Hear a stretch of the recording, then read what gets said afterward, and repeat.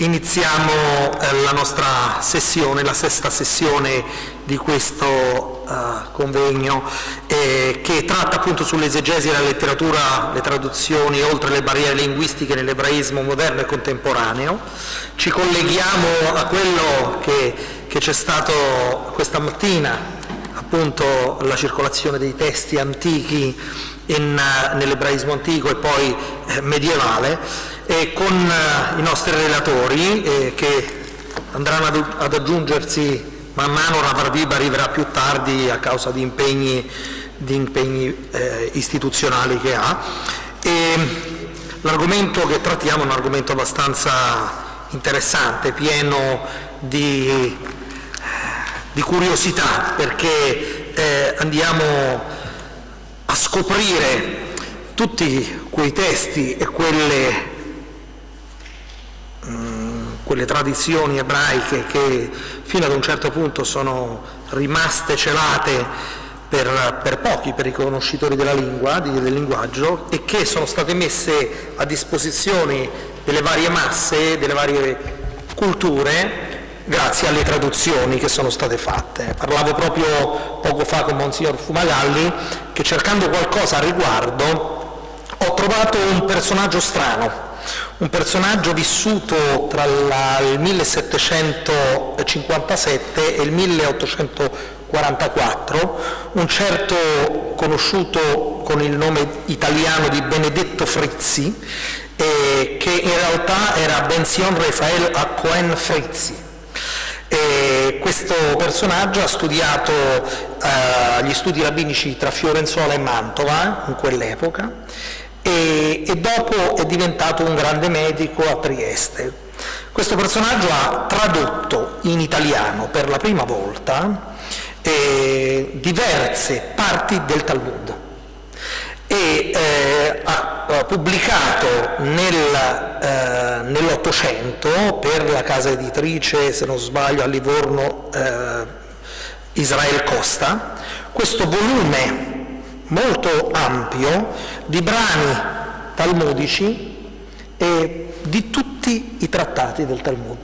E quindi è una delle prime traduzioni. Noi oggi vediamo le traduzioni del Talmud anche da parte di varie istituzioni come la Schottenstein, come il Rav Steinsaltz, la traduzione in ebraico, in inglese, in francese ed ora anche in italiano, a cui si può avere accesso. E allora ci si ferma a riflettere sull'importanza appunto di quello che le lingue anche possono dare, possono apportare queste traduzioni, e quindi lo scoprire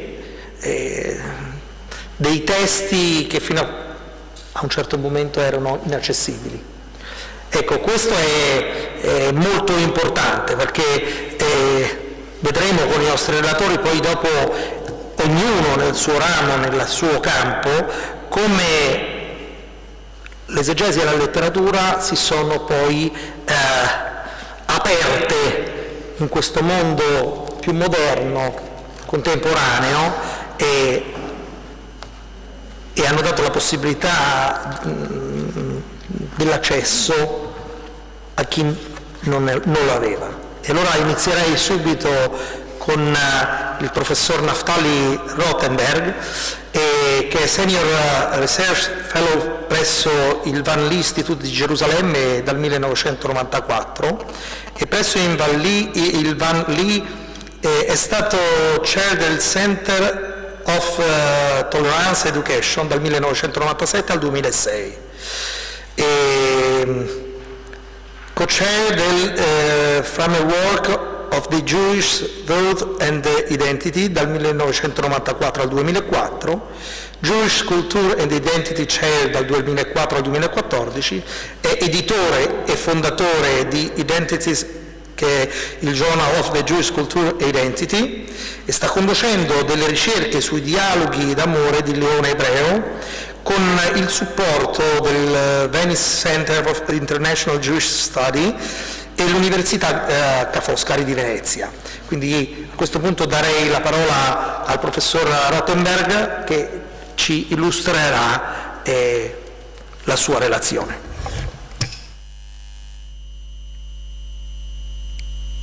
Grazie mille, Rabbino David Shunak. It is a great privilege.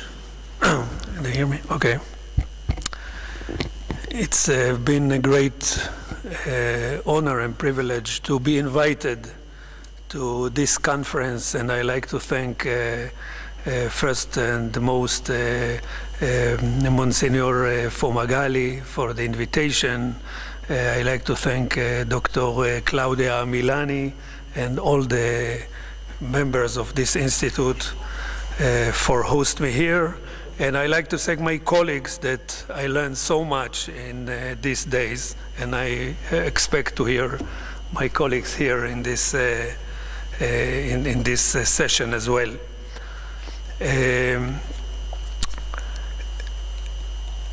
Speaking of democratization of the knowledge and exegetical freedom, remind me a very well-known anecdote related to Karl Barth, the famous theologian that I heard that had a relation to this institute as well.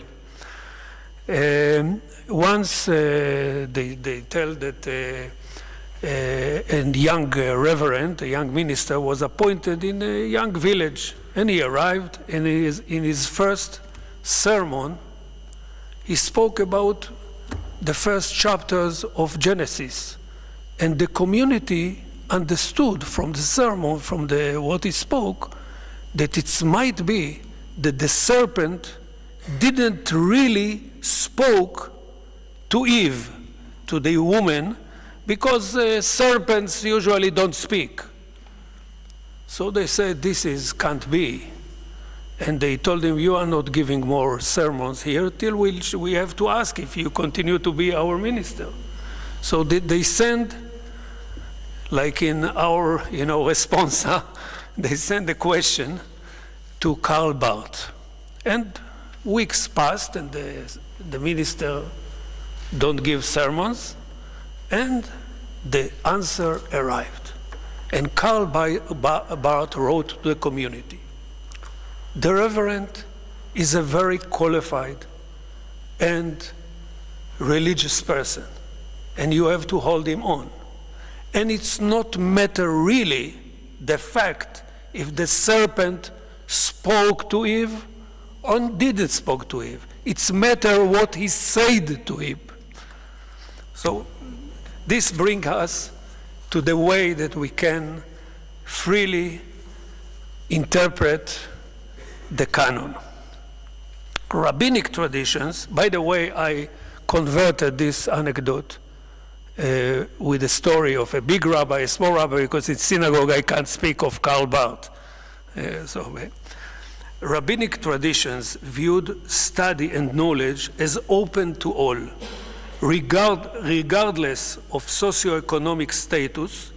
Do not neglect the children of the poor, I quote, for the Torah goes forth from them, or lineage, I quote, a learned bastard take precedence over an ignorant high priest, and oppose the recurrent attempts to consolidate hegemony over knowledge.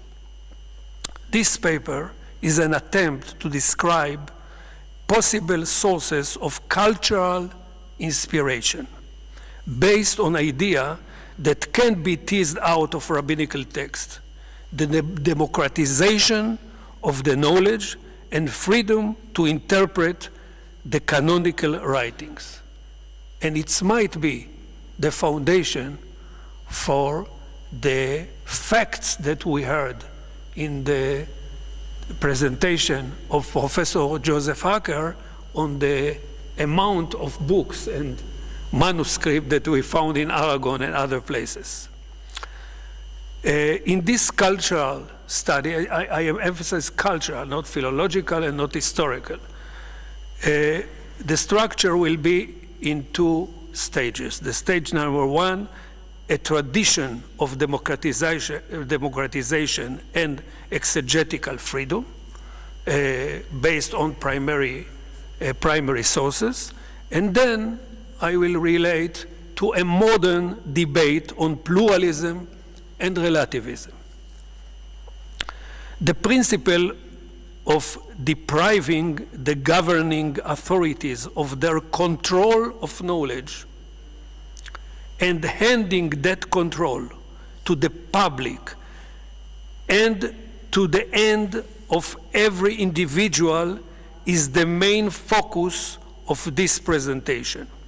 But the people gain additional power from another idea propounded by the rabbis: equality before the law. See, please, not in order, in your page, source number 5. I'm not going to read all the source. It's from a modern commentator, Meir Simcha of Dwinsk, Meshech Chochma, on the verse, Moses commanded us the Torah, etc., etc. And I continue to quote, "For the Torah makes no distinction between great or small, and even Moses was bound by all that prohibition and punishment, just like anyone of Israel," etc., etc. You can continue to read inside. Not only was everyone deemed able and required to study the Torah and its laws, the king himself, from Moses and on, had no special status and was subject to the law like any other citizen. Now to the main foundation of all my discourse. This is source number 1, and this I will try to read with you carefully. It's from Babylonian Talmud Eruvin 54b, and we read like this: Our rabbis taught what was the procedure of the instruction of the law, the study of the Torah. Moses learned directly from God. Then Aaron entered, and Moses taught him his lesson. Aaron moved aside. Then Aaron's sons entered, and Moses taught them their lesson. His sons moved aside. Then the elders entered, and Moses taught them their lessons. When the elders moved aside, all the people entered, and Moses taught them their lesson. And now, very important sentence. Then Moses left, and Aaron taught them his lesson. Then Aaron left, and his sons taught them their lessons. His son then departed, and the elders taught them their lesson. So everyone heard the lesson 4 times. The knowledge that Moses received through prophecy directly from God could have served as a powerful source of authority for him and his family to rule over the Israelites. In fact, God stated this explicitly, that, quote, that the people may hear when I speak with you and trust you ever after. This from Exodus 99. According to the Midrashic tradition, we have just seen, however, Moses decided that knowledge would not serve as a source of power for him or ruling clique, but would be made accessible to every Israelite. He accordingly devised and implemented a method to transmit what he knew to the masses, to ensure that no other close groups, rulers, priests, or intellectual elite would unite and hold on to knowledge as their private domain or create a hegemonic group of initiates. He included Aaron as his son and the elders in the formal system.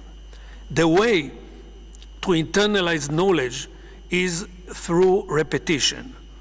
Moses' method is based on the fact that in the end of the process, everyone heard the lesson 4 times. What is more, the people heard the information from Moses only once. The other public lectures were given by other people, Aaron, his sons, and the elders, each with his own understanding and interpretation. Thus, the method ensures not only the democratization of the knowledge, which means providing the information to all, but also freedom of interpretation, because there is no single interpretive authority from outset, not even Moses himself. In this context, it is important to emphasize the phrase, Moses left, Aaron left, his son left, leaving the authority to interpret the law with the elders. Now, at this stage, there is always the danger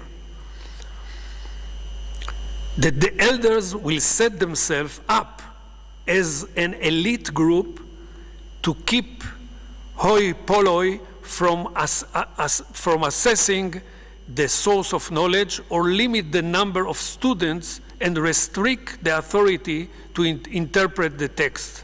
Throughout history, not many historical arguments I will bring, but a few. Throughout history, there have been many attempts by groups of elders and Torah scholars to set themselves up as such a hegemonic group. But these attempts failed or enjoyed only limited or temporary success. There were many reasons for this, but we will mention what was already encoded in Moses' method, instruction, and sharing of knowledge, that there is no hierarchy or authority over knowledge, because Moses waived his authority and caused Aaron and his sons to do the same. In this way, he separated control from knowledge and ensured that the governors would not presume to know more than the average citizen. Moses gave explicit expression to his aspiration when he scolded Joshua for arguing him to imprison the 2 unauthorized prophets, Eldad and Medad. Would that all the Lord people were prophets. Would that the Lord would place his spirits upon them, as we read in Numbers 11:29. In other words, had it been to him, Moses would have forgone even the exclusivity of Moses learned directly from God.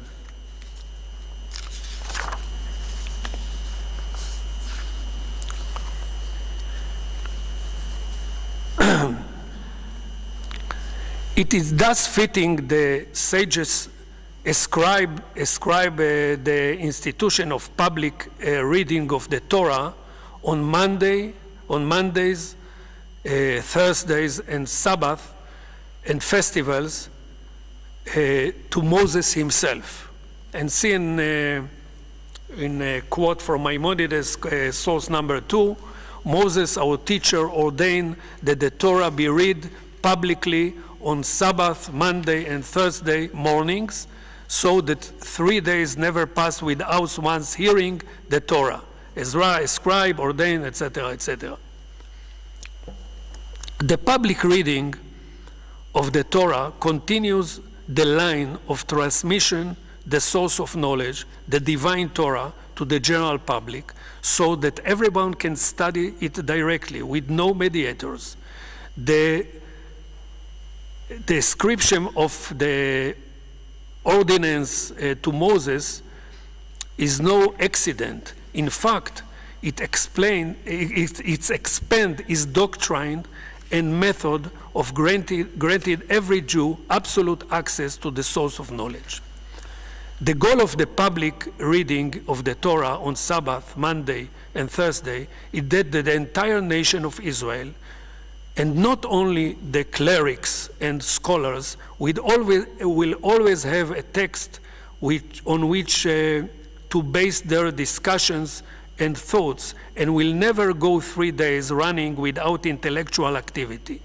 The public reading of the Torah did not take place in the academy or a study hall or in synagogue. Instead, on market days, Monday and Thursday, the Holy Book was brought out to the public piazza, yes, we need to say here, to the public plaza where all assembled to engage in commerce and support themselves.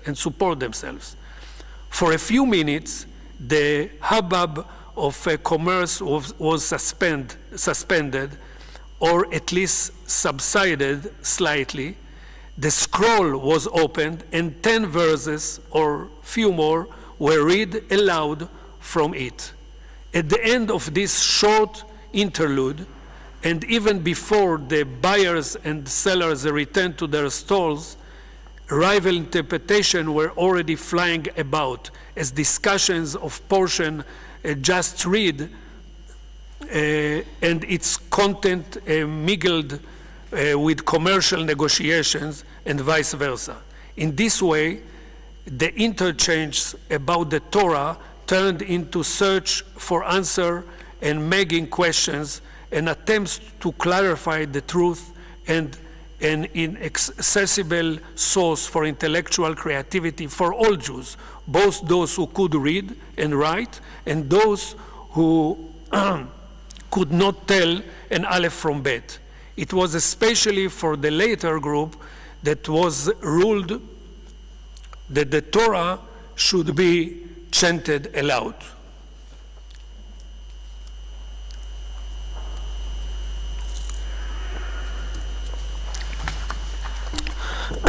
The method described in the Midrash cited above does not just guarantee every person access to the sources of knowledge, it also makes a distinction between government and authority of the elders. On the one hand, it allowed the elders greater independence with regard to knowledge and interpretation, but on the other hand, their status is weakened by the divorce from the king and the priesthood. But what prevents the elders from constituting themselves as the ruling elite? One answer is the number, at least 70, and in practice hundreds or even thousands. This ensures the emergence of countless schools of opinions, countless arguments and countless interpretation. For, as the sages said, the Torah has 70 expressions or aspects. And now let's go more to modern. There is many aspects in modern time, in our time, but I will, in the short time that we have here, I will focus in, I say, one made different. And I will speak about the source that I brought, source number 3. It's from Rabbi Eliyahu Dessler that lived from 1892 to 1953, one of the leading thinkers of modern Torah world, what we call the yeshiva, the world of yeshivot, explained the multiplicity of ideas and variety of commentators as follows. Source number 3. The Torah has 70 aspects, and the Sanhedrin consisted 70 sages. This means the fusion of 70 intellectual distinctions and approaches in every discussion of a subject. So, to achieve the comprehensive holiness of the intellectual inquiry aimed at finding truth. every form of understanding is a truth unto itself, according to each individual's mind. But joining them all together produces the comprehensive whole of the truth in all its facets, the truth in its sincerity. I don't like the absolute truth, but in Hebrew we use emet la'amita, the truth, not absolute.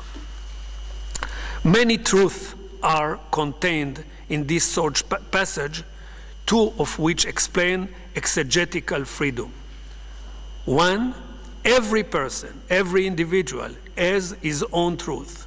And the two, one person can recognize that another person possessed a different truth. But it's still truth, it's different truth. Rabbi Dessler sees personal individual interpretations as legitimate. Moreover, he demands that one person accept the legitimacy of another person's divergent understanding, even though it does not comport with his own truth and may even contradict it.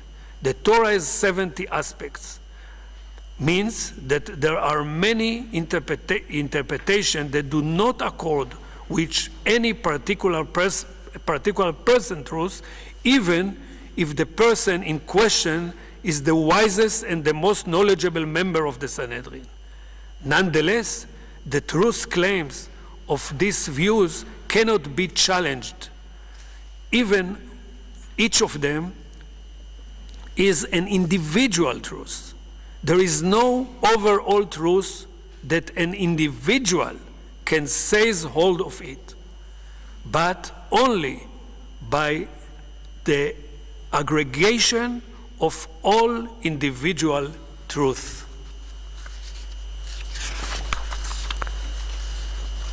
Rabbi Dessler does, however, limit exegetical pluralism by emphasizing the connection between the 70 aspects of the Torah and the 70 members of the Sanhedrin. In other words, not everyone may interpret the Torah as he sees fit. Though exegetical authorities is expanded and granted to a large group, it remains exclusive. Among those thought influence Rabbi Dessler was Rabbi Moses Ramchal, Rabbi Moshe Chaim Luzzatto, which I came to Italy, I need to speak about at least one Italian scholar, from 1707 to 1746. Luzzatto, and when we read the Dessler book, Luzzatto is there in almost every page, but not in this page, you see. Luzzatto was extremely liberal on the issue of exegetical freedom, and Rabbi Dessler rejected his view. In Derech Etz Chaim, now historians, I know that people say that it's pseudo Luzzatto. We can't live with these academics, no? I tell you why I don't care about if it's pseudo or not pseudo. First of all, we saw here that you bring pseudo Jonathan exactly like you referred to Jonathan. So we learned it from one of the lectures here. This is one thing. Second thing, I speak about the books that we live them in the community. So we speak about the culture presence, the culture reality, and not if it is he wrote it and he doesn't wrote it. And by the way, it's not sure that it's pseudo, but I leave it to another conference. So in Derech Etz Chaim, the path of the tree of life, Luzzatto writes that the diversity of interpretation is an essential characteristic of the Torah itself. From the Torah point of view, exegetical pluralism exists a priori. It is immanent and intrinsic in the Torah, even before there are commentators on it. Luzzatto compares the Torah to a heap of coals that catch a fire and burst into flame for those who study the Torah with the proper effort. Look at source number 4. For one who exerts himself to the study of the Torah, a mighty flame full of many colors blazes from every letter. And these are the knowledge that is hidden inside that letter. The lights that stand on the letters contain all meanings that are in each letter. But when a person exerts himself to understand and read and goes back and contemplating and read and force himself to think deeply, those lights ignite and rise like a flame from the ember. The hidden knowledge that is revealed to those who study the Torah is not only universal. It has a personal and individual nature that is revealed to each reader in different form. The intensity of the flame is the result of a student's individual exertion and personal effort. All of the multiple aspects, interpretations, and understandings of the Torah are already there within it, just like multiple woos in the flame. And I continue in the source. And when the flame ignites, then, as I have already stated, it's not me, it's Luzzatto. It contains many shades, and there are several great phenomena in the flame of that fire. But there is something else, too, that the Torah has several aspects. The sages of antiquity has a tradition that all of the roots souls of Israel are in the Torah, meaning that there are 600,000 interpretations, not 70, 600,000 interpretations of the Torah corresponding to the 600,000 souls of Israel who received the Torah in Sinai. This is the meaning of the statement that the Torah bursts into many sparks.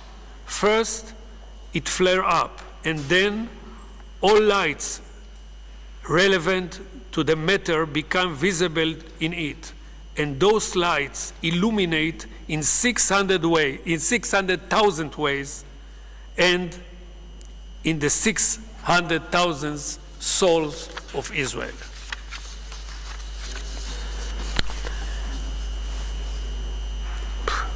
Each individual particular understanding of the Torah is not external to the Torah, but is actually part of it and included within it. A student of Torah does not project his understanding on the Torah. It is rather that as a result of his study, he finds himself, his face, the type that belongs to him already in the Torah. Moreover, no one else can discover each person's individual color which is inherent in the Torah. Luzzatto takes an extreme position on the democratization of the knowledge and exegetical freedom, which he transfers from the public sphere to a private sphere. In other words, it is not only that anyone can achieve the status of a commentator scholar as a par within the 70 members of the Sanhedrin, as Dessler maintains. Luzzatto shifts the domain of exegesis from the public sphere to the private sphere, although obviously it is not entirely removed from the public sphere. It has its unique place and color, which is expressed in each individual's interpretation. Luzzatto does not stop with the 70 members of the Sanhedrin or the people who come to the yeshivot and the house of studies, as Dessler does. He states that there are 600,000 interpretations of the Torah corresponding to the 600,000 souls of Israel. Lutacio's approach is compatible with Moses' method and democratization of the knowledge as found in the Midrash cited in the opening of this paper. Thank you very much.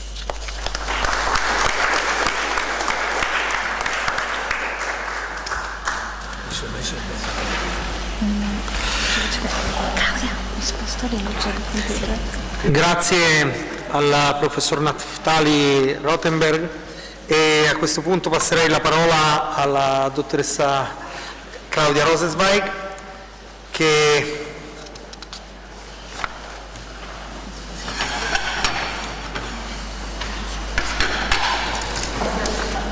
insegna letteratura Yiddish presso l'Università di Bar Ilan, a Ramat Gan in Israele e che è autrice di Bovo D'Antona, By Eili Poker, a Yiddish Romance, a Critical Edition with Commentary, e da quest'anno è al Machon Alimudim Amitcadmim, cioè l'Istituto di Studi Avanzati a Gerusalemme. Do la parola a Claudia.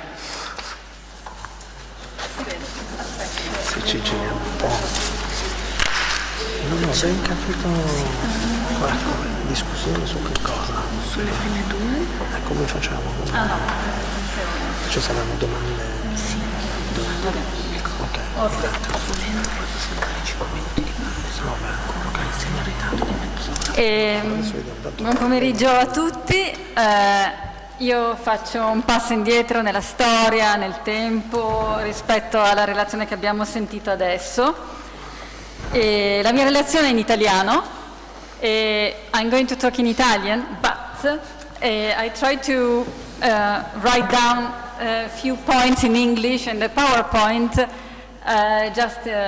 perhaps people that don't understand Italian so well can follow, I hope, something that what I'm going to say. La letteratura orientale è un tesoro di infinite storie che dal Medioevo in poi non ha mai cessato di incantare i lettori europei, e tra questi sono da contarsi naturalmente anche i lettori della letteratura Yiddish del XVI secolo. Nei secoli successivi, dal XVII agli inizi del XX secolo, la passione per la lettura di materia orientale si diffonde sempre di più e versioni Yiddish delle Mille e una notte e anche delle Mille e un giorno vengono stampate, riscritte e anche vendute da venditori ambulanti in tutta l'Europa orientale. Questi racconti non restano ai margini di una cultura che è generalmente vista come esclusivamente centrata sulla letteratura halachica e di Mussar, ma entrano a far parte integrante dell'immaginario ebraico, che sia nella loro veste di letteratura di intrattenimento, sia come materiale didattico. Nel 1926 Max Erich dedicò un capitolo della sua monografia sul romanzo cavalleresco e la novella nello Yiddish antico a Drei Jiddische Romanen, 3 romanzi indiani, per poi precisare che si tratta in realtà di raccolte di racconti di VII Meister, Kalila Vedimna e Benamelech Vanazir. Qui descrisse anche alcune delle loro principali caratteristiche. 1. Sono in rima, e più precisamente in prosa rimata, e 2. Contengono versetti di sentenze morali, la maggior parte dei quali derivano dai testi sacri e sono solitamente brevi e poetici. Di VII Meister, per esempio, che compaiono sia in una versione manoscritta della seconda metà del XVI secolo che in diverse edizioni a stampa, sono rifacimenti di versioni tedesche della raccolta di racconti nota anche come i 7 Savi di Roma. Questo materiale narrativo proveniente dall'India si è diffuso nelle letterature europee lungo 2 tradizioni principali, una orientale, attraverso versioni arabe, ebraiche e spagnole, e una occidentale, attraverso la versione latina. E le versioni in Yiddish derivano dunque non dalle versioni orientali, come si sarebbe potuto aspettare, bensì da quelle tedesche occidentali. La stessa cosa vale per il Kalila Vedimna, o Kalila Wadimna, che in Yiddish è conservato in un manoscritto del XV-XVI secolo è un rifacimento appunto di una versione tedesca, a sua volta dipendente dal Directorium Vitae Umanae di Giovanni di Capua. Il caso di Ben Hamelech ben Nazir invece è un po' diverso. Ben Hamelech ben Nazir è la versione ebraica di Barlaam e Yoasaf e compare in Yiddish come traduzione o rifacimento della fonte in ebraico, a sua volta da ricondursi ad una versione araba. In questo breve intervento vorrei presentare alcune considerazioni sulla versione Yiddish della raccolta appunto che va sotto il titolo di Barlaam e Yoasaf, che compare nella tradizione ebraica con un titolo appunto Ben Hamelech ben Nazir, che viene tradotto il principe il Nazireo, il principe il Derviscio, il principe la Sceta, e io, se mi permettete, manterrò la parola Nazir, anche se in ebraico e in Yiddish, come presto vedrete, la parola è Geistlich.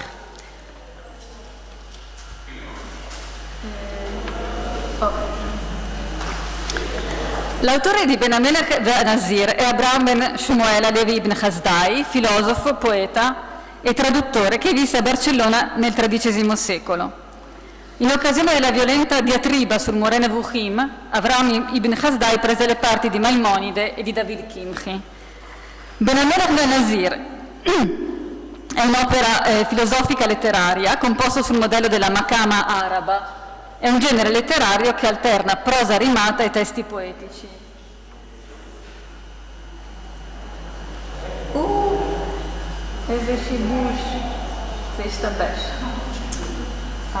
C'è un problema con il PowerPoint. Non è quello che... Va bene.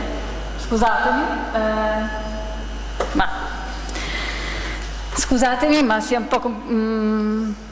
il PowerPoint non sarà tanto bello. Va bene. Too late. Come? Ah, questo non dipende da me. Adesso viene il Signore, forse l'aiuta.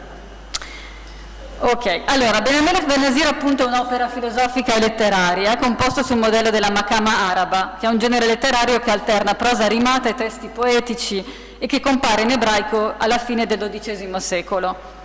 Avraham ibn Hasdai riporta in apertura della sua versione ebraica l'introduzione del traduttore arabo, e cioè egli presenta chiaramente la propria opera come una traduzione di una fonte araba. La fonte è probabilmente dipendente da quella pubblicata da Fritz Hommel nel 1887, ma va detto che versioni arabe di questa materia, con il titolo Bilawar wa Budasaf o Bilawar wa Yudasaf, godettero di una grande fortuna nella cultura araba. Ben Hamelech ben Nazir, il testo ebraico di Avraham ibn Hasdai, è sicuramente basato su una versione di ambito arabo-musulmano e godette anch'essa di una vasta fortuna. Fu stampata per la prima volta a Costantinopoli nel 1518 e quindi a Mantova nel 1557 e poi nuovamente nei secoli seguenti più e più volte. La storia della tradizione è molto complessa. Hiram Peri, che nel 1959 pubblicò uno studio sulla leggenda di Barlaam, rimasto classico, riportò le principali teorie sulla trasmissione a lui note e in appendice aggiunse uno stemma dettagliato, che qui ripropongo semplificato ai fini della comprensione della filiazione della versione in Yiddish. Non è molto semplificato perché, come vedrete, è questo, con tanti punti di domanda, punti esclamativi, e non è per niente semplificato, però forse riuscite bene a vedere la versione semplificata, nel senso che si vede bene come l'opera in origine sia sanscrita, probabilmente del VI secolo avanti l'era volgare, e adesso non voglio dilungarmi, però praticamente è chiaro che la versione ebraica deriva da una versione araba e che le versioni Yiddish derivano dalla versione ebraica. C'è anche un altro stemma fatto da uno studioso che si chiama Lang, quello che ha pubblicato le versioni georgiane di Barlaam e Yoasaf, ed egli propone una versione diversa dello stemma, perché egli considera tutte le versioni, comprese quelle greche, come derivanti da una versione araba. E non posso dilungarmi su questo argomento, però sicuramente avrete sentito parlare di quest'opera anche in ambiente cristiano. Qualsiasi sia il verdetto, la versione in Yiddish è senza dubbio una traduzione o un rifacimento di quella ebraica. Il testo Yiddish è conservato in un manoscritto della Bayerische Staatsbibliothek di München, codice ebraico 347, scusate. E questo è il primo foglio, il primo foglio, uno recto del manoscritto, ed è molto interessante perché secondo le filigrane risale al 1460-1490, e cioè un'opera abbastanza antica per quanto riguarda la storia della letteratura Yiddish, dove opere letterarie di una certa entità nella seconda metà del XV secolo sono ancora rare. Il manoscritto contiene 109 carte, contiene Ben Hamelech Ben Azir e anche una riscrittura in rima del libro di Ester. Purtroppo il manoscritto è mutilo, la parte conservata di Ben Hamelech Ben Azir è quella che corrisponde nel testo ebraico di Ibn Hasdai al capitolo 11. Quindi mancano i primi 10 capitoli, su circa 35. Nello studio ricordato in apertura, Max Erich aveva sottolineato che il traduttore aveva una profonda conoscenza dell'ebraico e la capacità di produrre una traduzione Yiddish di un testo della lingua poetica ricca e complessa. Secondo Erich, l'anonimo poeta Yiddish a volte omette alcune delle parti più difficili e tuttavia egli stesso, Erich, definisce il manoscritto ein Emesser Sprachlicher und Literarisch-Historischer Reutzer, un vero e proprio tesoro linguistico, storico e letterario. Erich scriveva nel periodo tra le due guerre mondiali. Da allora gli studi più significativi di questa versione sono da rintracciarsi in Germania. Basti citare i lavori di Erich Hatim, in particolare per quanto riguarda l'aspetto linguistico, e quelli di Wolf Dressen. Quest'ultimo mise in evidenza altre caratteristiche importanti del testo. Primo, ho fatto... ma dal contrario... Scusatemi, qui, ok? Dressen dice, prima di tutto, le versioni Yiddish e quelle tedesche, come quelle note di Otto von Freising e di Rudolf von Ems, sono indipendenti. 2. Gli elementi romanzeschi e leggendari passano in secondo luogo rispetto a quelli didattici. E 3. Ciò che è a fuoco nella versione Yiddish è il contenuto dell'insegnamento e non i personaggi che restano anonimi. Cioè, mentre nelle versioni cristiane abbiamo Barlam e Yosaf, i nostri protagonisti nelle versioni ebraica Yiddish non hanno nome.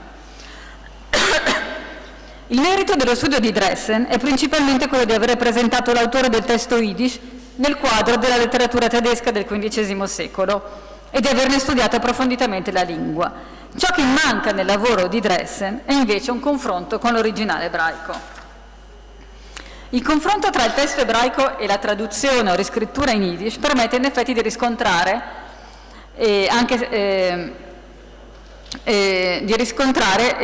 le differenze, le aggiunte, anche se per lo più la traduzione è letterale. Io nel poco tempo che abbiamo a disposizione oggi vorrei far vedere solamente 2 brevi esempi testuali.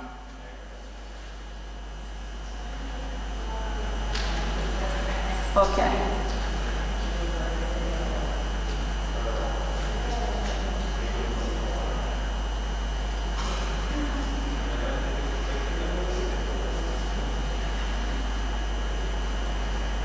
Scusatemi, ma io non trovo l'esempio testuale. Il primo. Non c'è. Va bene. Il primo esempio che volevo far vedere è un esempio in cui sul mio computer funziona, in cui Alessandro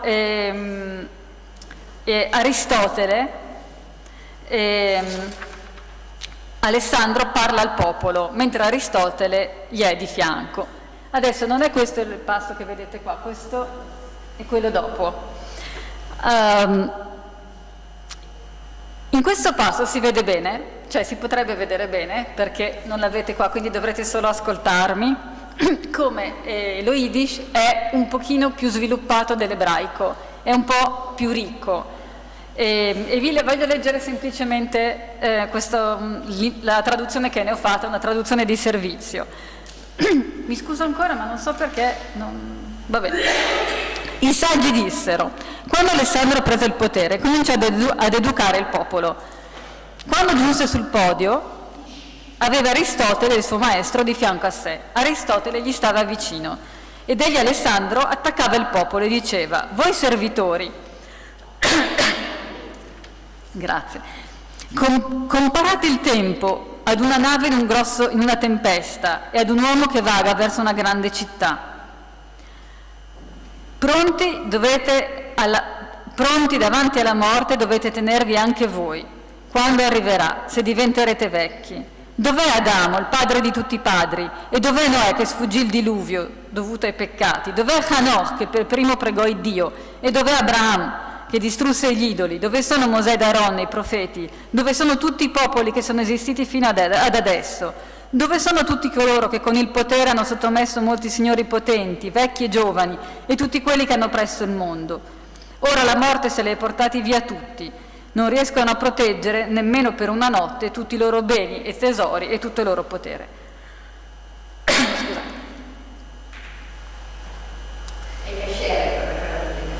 Ah, grazie. Grazie.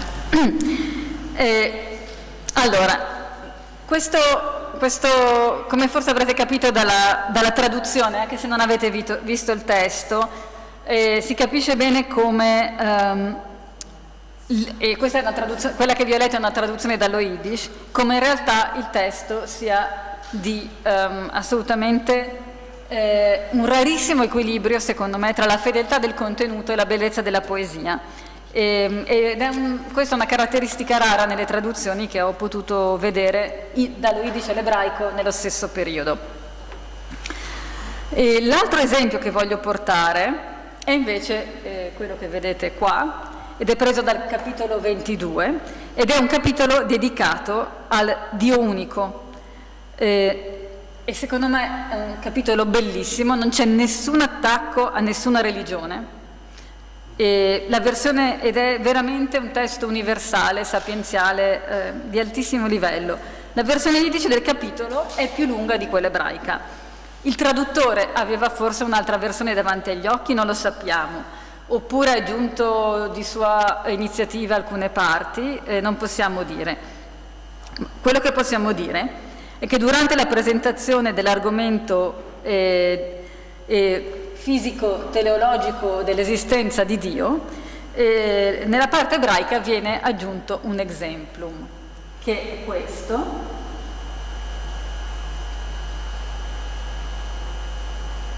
Questo è lo Yiddish antico che ho trascritto e come vedete qua è molto più lungo rispetto alla parte ebraica, dove abbiamo solamente 2 versi.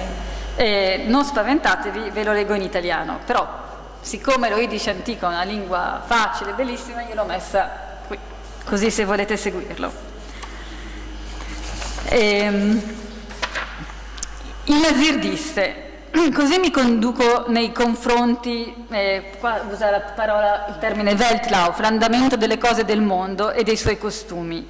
Ora considerate, quando entriamo in una sala che è tutta adornata, come potete pensarla, dipinta con immagini di animali domestici, persone, bestie, animali domestici e selvaggi, montagne e piante, erbe, anche fiori, secondo il meglio che si possa decantare, ogni cosa secondo la misura dei suoi arti e della sua forma, il giovane come il vecchio, l'uomo come la donna, e anche fontane, fiumi, tempeste, nuvole. Chi voglia guardare non può riconoscere abbastanza l'arte o la signoria che è da vedersi in ogni particolare, eppure il maestro non si trova vicino perché si possa capire chi sia. È un po', quindi il tema è chiaramente filosofico, ma la descrizione è arricchita, in questo esempio appunto, sempre sulla linea della fedeltà alla fonte, con tanti particolari. E secondo me è una poesia molto bella, che se mi resta tempo magari vi leggo in Yiddish.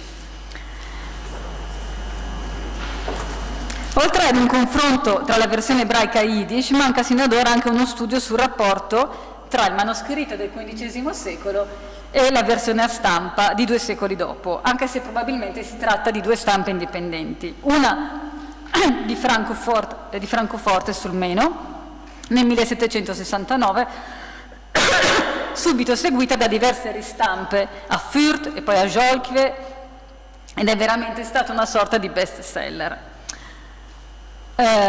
Quello che è importante segnalare è che Ben Hamelech Ben Nasir viene pubblicato secondo uno schema solitamente noto, comune nei libri di Mussar e nella letteratura chassidica, e che si vede bene anche qui. La pagina è divisa in 2, nella parte alta c'è l'ebraico e nella parte inferiore c'è la versione Yiddish.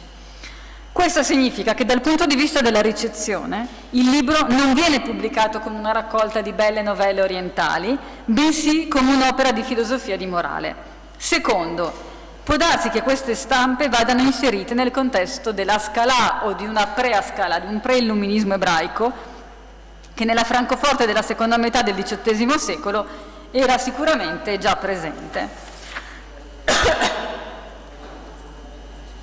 Questa è una versione di Jolkve e alcune conclusioni finali.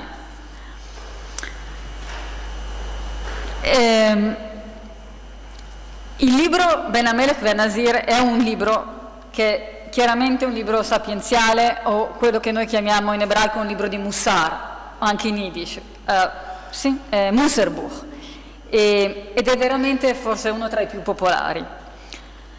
Quindi, primo punto, delle grandi raccolte che esistono in Yiddish antico, come abbiamo citato in apertura, di Sieben Weisen Meister e anche Kalila Vedimna, le prime 2 si rifanno alla versione latina, ma questa invece è una riscrittura di una fonte ebraica, e questa riscrittura, posso dire, è una delle prime opere letterarie della letteratura Yiddish antica, nel senso che la poesia è molto matura, è molto ricca, è molto elaborata, ed è soprattutto un'opera indipendente. Cioè non si presenta come una traduzione, come spesso accade nelle traduzioni dall'ebraico, dove ci sono tantissimi calchi. Questo è un testo che si può leggere a sé. La parte sviluppata nello Yiddish, come aveva detto Dressen, in effetti non è quella novellistica, come ho riscontrato di nuovo in tantissimi testi, bensì è quella sapienziale, cioè questa è poesia filosofica allo stato veramente posso dire più puro. Quindi l'opera non può essere completamente inserita nel genere delle raccolte di novelle, dal momento che la cornice non contiene esclusivamente storie, anzi va probabilmente ascritta ad un genere poco attestato nello Yiddish antico, quello della letteratura sapienziale, filosofica, didattica e universale. Passa in Yiddish quanto esiste nella versione ebraica di Ibn Hasdai. Non siamo di fronte ad una delle tante versioni anonime di materiale narrativo che circola nel Mediterraneo, bensì di un'opera autoriale di un filosofo che utilizza il suo rifacimento per farsi portatore della sua visione del mondo, della sua fede nel Dio unico, dell'allontanamento dai piaceri e dalle ricchezze. E inoltre, per finire, è un'opera di un autore colto ed è destinata ad un lettore colto. Questo lo dico per tanti che pensano che in Yiddish ci siano solamente testi si dice in senso spregiativo, per le donne e gli uomini che sono come le donne, pensando che in realtà i contenuti importanti per la vita ebraica, ma anche per il pensiero ebraico, vengano veicolati solo dall'ebraico. Spero che questo breve viaggio attraverso le lingue, le terre, le religioni si inserisca nel motivo ispiratore di questo convegno, e colgo l'occasione per ringraziarne gli organizzatori e i partecipanti. Grazie.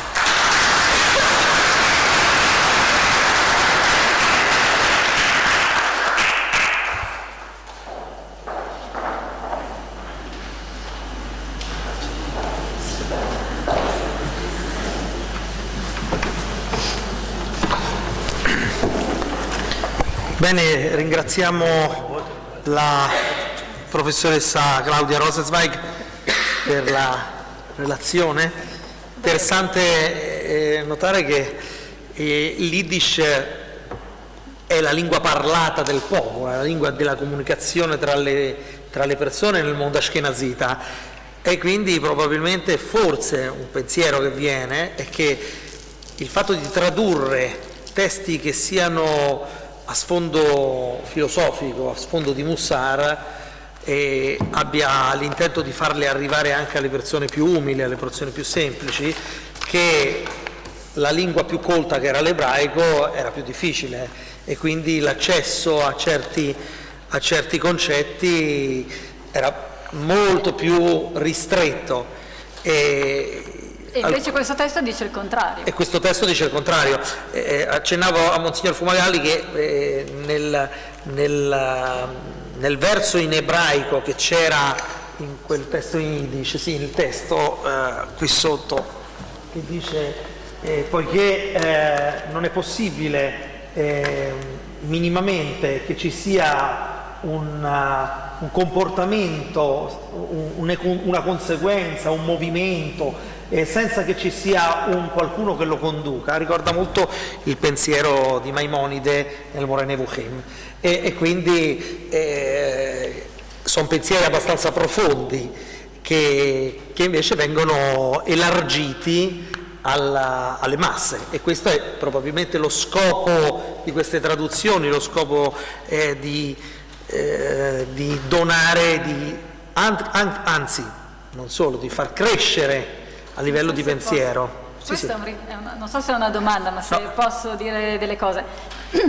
Allora, normalmente quello che dici tu è vero, però in questo caso noi non sappiamo per chi sia stato chi sia l'autore del manoscritto, cioè chi sia l'autore del testo. Non sappiamo chi sia il copista, non sappiamo chi l'ha composto, ma sicuramente chi l'ha composto, come diceva Eric, conosceva molto bene l'ebraico e conosceva molto bene lo Yiddish anche, perché su questo Yiddish è veramente uno Yiddish letterario che si fa anche veicolo appunto di contenuti filosofici e sapienziali e di Mussar, ed è stato stampato molto tempo dopo. Poi nel Cinquecento vediamo anche diffondersi di testi in Yiddish che sono mitzvot nashim, sifra minagim, testi che servono a far partecipare, come dici tu, tutti i membri della comunità alla vita ebraica, sia nella casa sia fuori, in tutti gli aspetti della vita. Però questo è un testo che mi ha fatto riconsiderare un pochino il sistema culturale dello Yiddish antico, perché è uno Yiddish molto molto maturo, molto alto, ed è un Yiddish molto antico, più antico di quello del Cinquecento che viene stampato. Questo non è lo Yiddish che si trova poi nei testi a stampa. Quello che mi colpisce è quello che hai detto precedentemente, che il testo in ebraico e il testo in Yiddish non combaciano perfettamente. Forse sarebbe, cioè il testo in Yiddish è molto più ampio in certe parti. Sarebbe interessante vedere che parti, cioè quali sono le aggiunte, e guardando le aggiunte probabilmente si potrebbe comprendere che l'autore, il traduttore, è una persona di grande conoscenza, anche di pensiero ebraico profondo, e quindi o lui ha aggiunto, come hai detto tu, o ha preso un manoscritto diverso, però fa riflettere questo, perché l'intento probabilmente, come hai detto all'inizio, escludendo i personaggi, e quindi non essendo più una storia romanzata o una storia così come per i testi in altre lingue, l'intento del traduttore è quello di mandare un messaggio morale ed etico, e quindi guardando probabilmente le traduzioni si può comprendere quanto sia stato aggiunto dalla prima versione ebraica a quella in Yiddish, che è la cosa che è interessante. Questo è un mio pensiero, questo. Sì, è quello che andrebbe fatto, perché in realtà la maggior parte degli studiosi hanno confrontato solamente la versione Yiddish con le altre versioni tedesche, però le versioni tedesche sono chiaramente cristiane, perché sono rifacimenti del Barlam, e quindi è un altro percorso completo, mentre la versione ebraica è sicuramente da ricondursi a una versione araba, musulmana, probabilmente spagnola, molto non connotata, molto più filosofica, cioè non connotata teologicamente come il Barlam greco scritto da un altro pseudo famoso. In genere nella letteratura rabbinica, quando si azzardava in qualche cosa, l'autore era sempre celato, veniva sempre, non metteva il suo nome. Lo troviamo in testi antichi proprio perché altri non potessero attaccare il pensiero che lui voleva trasmettere, quindi spesso e volentieri, probabilmente anche come in questo testo, non c'è l'autore in modo esplicito o il traduttore in modo esplicito. Questo è il pensiero che viene. Un'altra cosa che è importante è che questo manoscritto contenga anche una versione in rima del libro di Ester. Quindi evidentemente è un testo sono due testi vicini, posti vicini uno assieme all'altro, probabilmente copiati per uno stesso destinatario, perché nei manoscritti spesso è così, ed è importante anche vedere che comunque Ben Amelech Ben Azir in Yiddish compare vicino al libro di Ester, anche se riscritto in Yiddish, appunto, in prosa rimata, e che nessuno ancora ha pubblicato, tra l'altro, ma ci sono anche tante versioni del libro di Ester, però vuol dire che comunque ha una certa posizione di prestigio, esattamente come la posizione di prestigio che avrà nel Settecento quando verrà ristampato come tanti libri con l'ebraico e lo Yiddish, mentre il Kalila Vedimna Yiddish purtroppo non è mai stato stampato, e Sieben Waisenmeister è stato stampato molte volte, anche illustrato, però diventa veramente letteratura di intrattenimento. Sì. Questo invece resta sempre un libro di filosofia e di Mussar, anche in Yiddish, ed è raro in effetti, è un testo speciale. Grazie, e lasciamo lo spazio al pubblico se vuole intervenire, fare qualche domanda su queste prime relazioni che abbiamo ascoltato.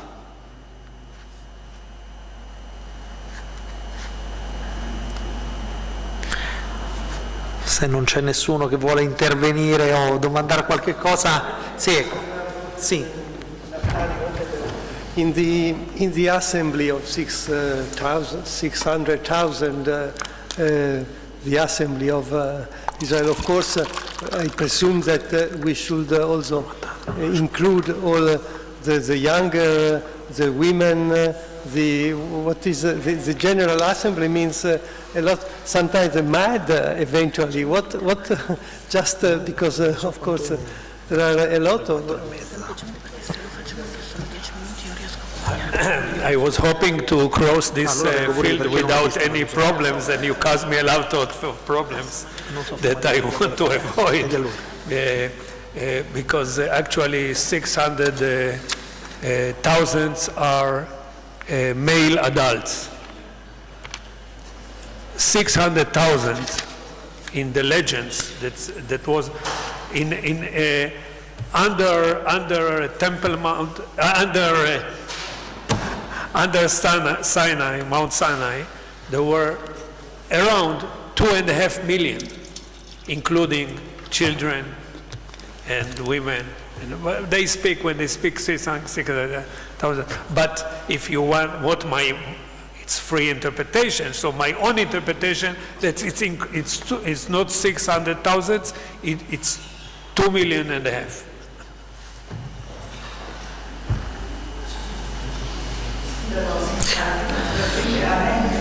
Va bene, ok, facciamo 10 minuti.